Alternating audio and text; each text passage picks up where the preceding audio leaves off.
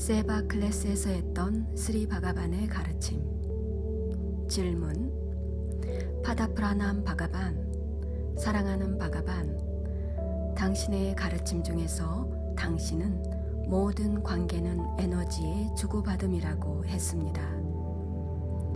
우리가 한 관계에서 에너지를 받으면 그때는 그 관계를 지속해야 할 것입니다.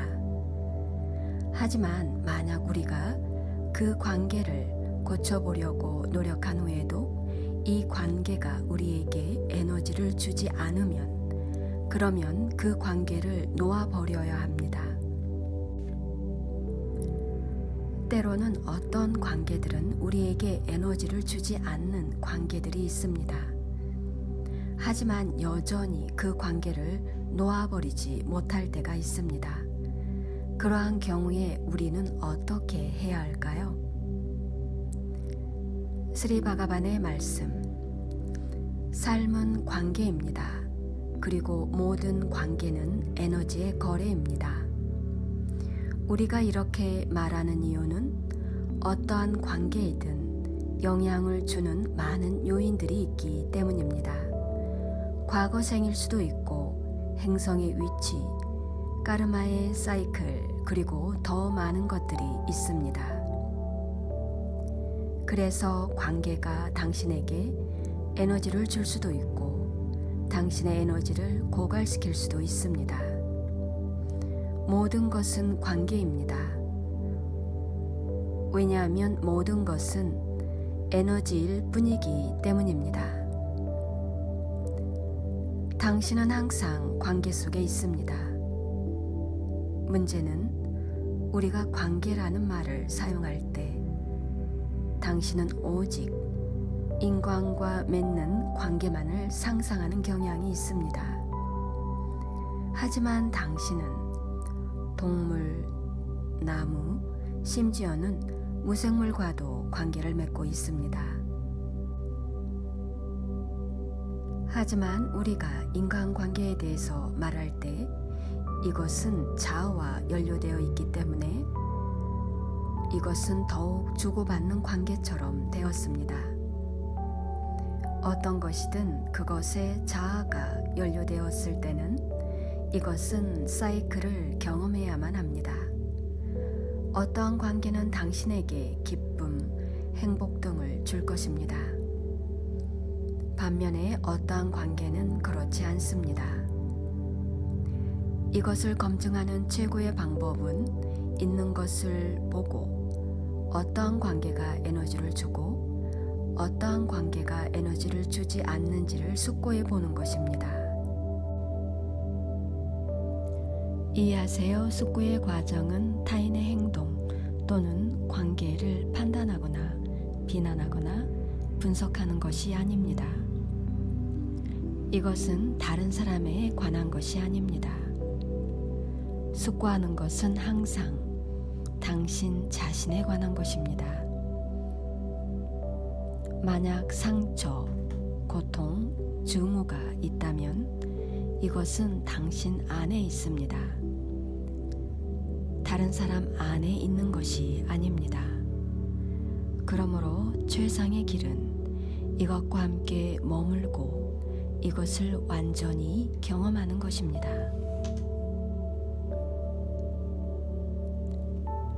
그러면 당신에게 에너지를 주지 않지만 당신이 놓아버릴 수도 없는 관계는 어떨까요? 당신은 이것에 대해 작업을 해야만 합니다.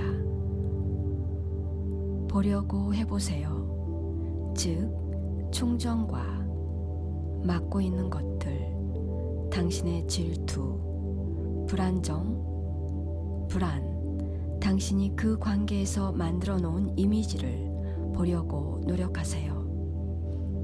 그리고 가장 중요한 것은 당신의 에고가 이 관계를 깨기 위해서 어떻게 작업하고 있는지를 보세요. 그 관계를 바르게 정립해 보세요. 원네스에서 우리는 항상 여러분에게 관계를 정립하라고 요청합니다. 이것은 내면의 작업입니다. 이것을 어떻게 영구적으로 다루는가는 여러분에게 달려 있습니다. 당신 내면에서 이것을 정립할 필요가 있습니다. 당신은 상처, 충전, 당신의 질투, 당신의 불안정, 이것을 보기 시작할 필요가 있습니다. 그리고 그것과 함께 머물고 경험하세요. 그러면 일들이 자동적으로 변형될 것입니다. 그래서 이것은 내면의 작업입니다. 영구적으로 누군가와 관계를 어떻게 다룰 것인가는 당신이 하는 것이고 상황에 따라서 결정하세요. 자신의 관계를 치유하기를 원하는 많은 사람들이 원네스 유니버시티에 옵니다. 과정 후에 그들은 자신의 사랑하는 사람에게 전화를 하거나 그들이 여기에 함께 있으면 그럴 때 그들은 서로 허그를 하고 기쁨 속에서 춤을 춥니다. 왜냐하면 치유가 일어날 때 자동적으로 사랑이 있기 때문입니다. 사랑은 표현되어져야 합니다. 사랑을 어떻게 표현할지는 당신에게 달려 있습니다.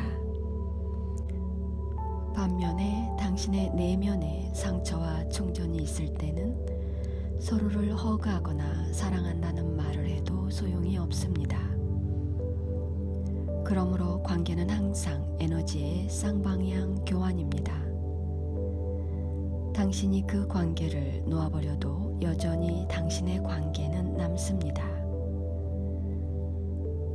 당신이 서로와 관계를 맺는 방식이 변화될 뿐입니다. 가장 친한 친구가 때때로 적이 되기도 합니다. 깊게 사랑하던 사람들이 멀어지기도 합니다. 결코 서로의 얼굴을 보려 하지 않죠. 그래서 그들이 서로와 관계를 맺는 방식이 변화됩니다. 하지만 관계는 여전히 거기 있습니다.